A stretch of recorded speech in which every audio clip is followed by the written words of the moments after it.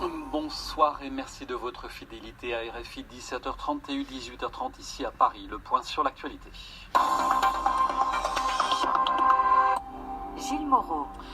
Dans l'actualité, stupeur et incrédulité au Japon à l'annonce de la fuite de Carlos Ghosn. L'ancien patron de Renault-Nissan est parvenu à sortir de l'archipel où il était en liberté surveillée dans l'attente d'un procès pour diverses malversations, procès qui s'annonçait retentissant. Carlos Ghosn dit refuser d'être l'otage d'un système judiciaire partial. Il est depuis hier au Liban où ses soutiens sont nombreux. Écoutons l'un d'eux, Antoine Menassa, à la tête de plusieurs organisations de la diaspora libanaise. Actuellement à Beyrouth, il dit sa satisfaction devant ce rebondissement dont il n'avait pas plus que les propres avocats de Carlos Ghosn étaient prévus. C'est une nouvelle vraiment surprenante. Je l'ai appris dans la nuit par la presse aussi parce que vous savez, personne n'a de lien avec lui direct actuellement. Honnêtement, moi personnellement, je suis très heureux. Monsieur Ghosn, ça fait presque plus d'1 an qu'il est au Japon.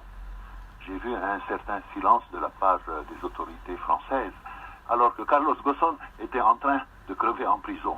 C'était pas normal. Je suis heureux qu'il va pouvoir se défendre. Je crois que du Liban, il pourra s'exprimer, monsieur. Les conditions dans lesquelles il était détenu ne lui permettaient pas de se défendre. Vous le savez autant que moi, non? Vous savez qu'au Japon, la justice est très rigoureuse et ce sont toujours les juges qui prennent parti avec les plaintes déposées, le parti civil.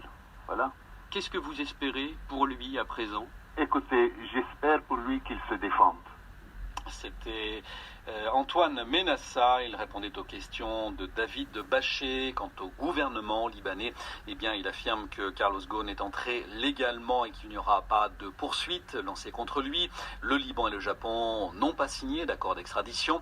Le gouvernement japonais n'a pas encore réagi officiellement. À Paris, le Quai d'Orsay indique que la France n'a pas été informée du départ de Carlos Ghosn et qu'elle a appris par la presse son arrivée au Liban. Autre réaction en France, la CGT, Renault, espère que toute la lumière sera faite. Elle évoque des complicités possibles dont a pu bénéficier l'ex-PDG de Renault-Nissan.